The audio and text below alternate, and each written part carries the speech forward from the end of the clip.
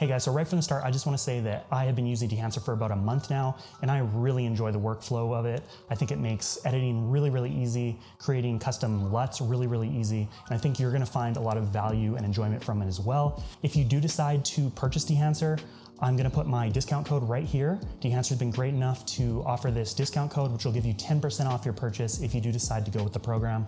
And make sure to use that so you get that 10% off. All right, let's get into the video. What is it about nostalgia that drives us so much as human beings? The desire to go back, hang on to something that we felt before and relive it. Even me and my fiance's decision to move into this heritage apartment was driven by this nostalgic yearning to somehow exist in history, what used to be, and run away from the modern hustle and bustle of everyday life. This is incredibly true in modern generation's decision to return to film. From buying old 35mm cameras to Polaroids to Super 8s, it doesn't matter that the film costs us $20 a roll and another $20 to develop it. We have this strong desire to return to nostalgia, to what was, to something more raw than the polished, minimal digital aesthetic that we now live in. Thankfully, for all those people out there, there is a great program called Dehancer Pro. So in full transparency, Dehancer did reach out asking if I wanted to test out their program and give an honest review on it. I don't have to get their approval before posting, and there is no money exchanging hands. But in full transparency, after using it for about a month, I really like the program, and I think you guys are going to gain a lot of value from it. So enough talking, let's jump into the footage and see how Dehancer works, what you can expect from it, what kind of results it can produce, and whether it's going to be a good fit for your filmmaking approach. Let's get into it. Okay, so let's jump straight into DaVinci Resolve so we can kind of play around with the Dehancer Pro plugin and see how it works, what kind of results it can bring. I'm going to be using footage that I took in Morocco, back here in Alberta, and also in Portugal from my travels this last year. So let's jump into it and see what we got. All right, so to start off with, let's just have a look. So to apply Dehancer, you're gonna go into your color tab on DaVinci Resolve. And let's start off with, by going to a different clip. Let's start off with this clip that we used, or that we captured during our time in Porto, Portugal. It's kind of sunset, beautiful clip, and get into that. So right off the start, you're gonna wanna bring up your nodes. And then we're also going to want to bring up your effects page. So on the effects page, you go scroll all the way down to the bottom and you go to Dehancer Pro and you just drag that straight on. So to start off with, there's a couple things.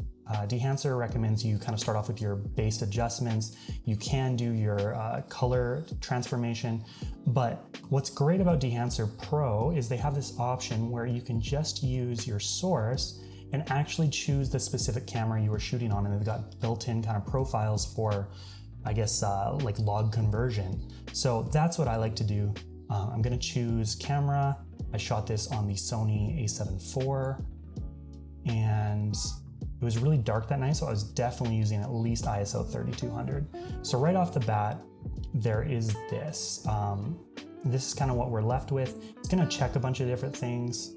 I kind of like to start off with these unchecked, especially film grain, just because I think it can kind of take away from the image. So this is the image once you have the color conversion taking place.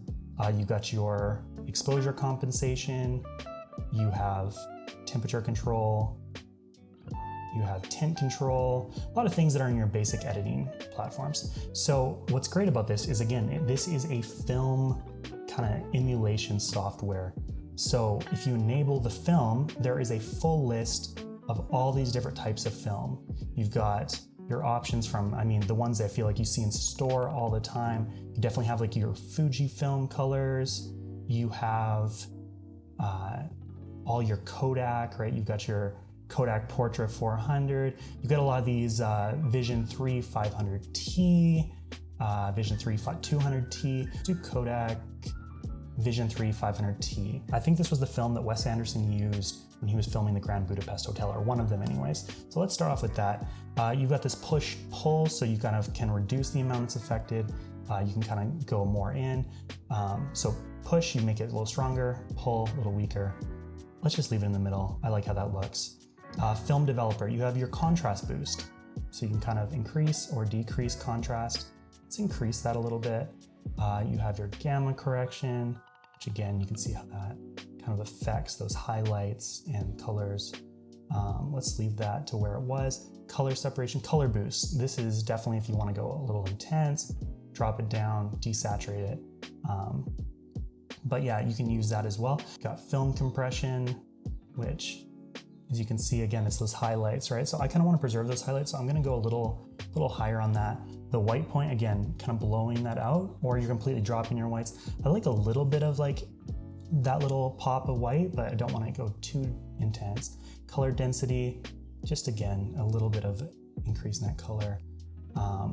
Got your control over your black points. And again, probably good to watch your parade down below just so you don't overdo it. But let's not mess with that. And print. So you actually have kind of different print options if you enable that. So linear is what it's kind of base stuck on. You've got your Kodak Endura glossy paper, another color head. So you can group these together and they kind of all adjust. You press gang, or you can adjust them individually depending on what you want your final image to look like. I think I kind of would like this maybe a little more yellow, but I also don't want to lose that.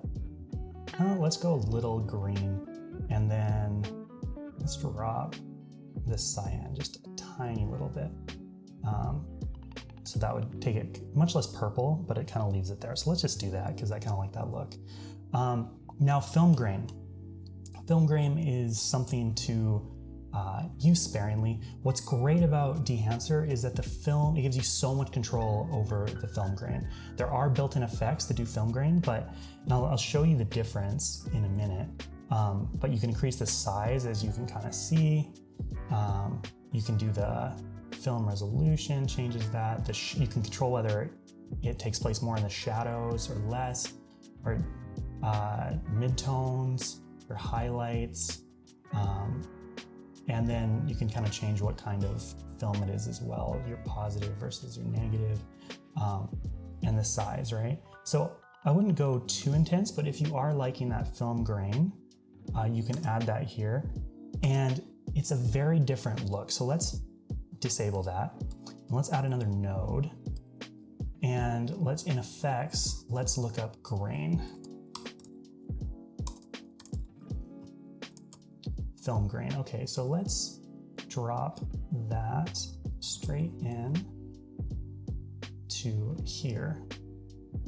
But like, look at that, right? So with this increase, like, it's not great, but let's say you did that and you did grain size, like it's very evident that this isn't real. It feels very digital. Whereas if you get rid of that, and then we again look at film grain in here, let's go down to there, enable that. So there's that versus that. So this to me looks like a digital, crappy kind of 2000 camcorder grain that you're encountering.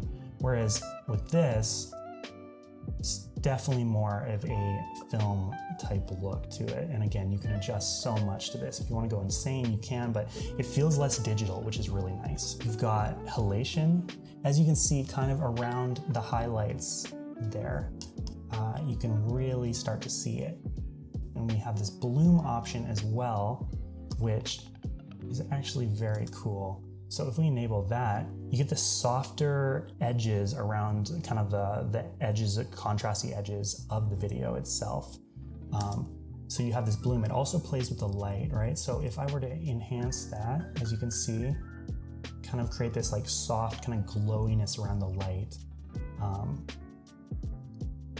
And it just creates this really kind of old lens look, which is different than I think when you buy Prism FX lenses, or lens filters rather, and different things like that. This just really, really mimics kind of how the film naturally would react to light, as opposed to just putting on a lens filter. So it's a little bit different. You can get a little bit more detail if you go that way with details, crank it up, you lose detail. But I'll show you kind of let's get the detail a little more in. We'll play that, And as you can see, it just kind of creates that softness that you often will see in film, and you see people buying Prism FX filters and other filters, or scratching up, regular kind of clear filters that they put on their lenses to get that look, that softer look. And then obviously there's also some vignetting. Personally, I've never been a fan of vignetting, so let's move away from that. And at the bottom here, though, what's really great about this whole thing is that you can actually do a LUT generator as well, which is really, really nice.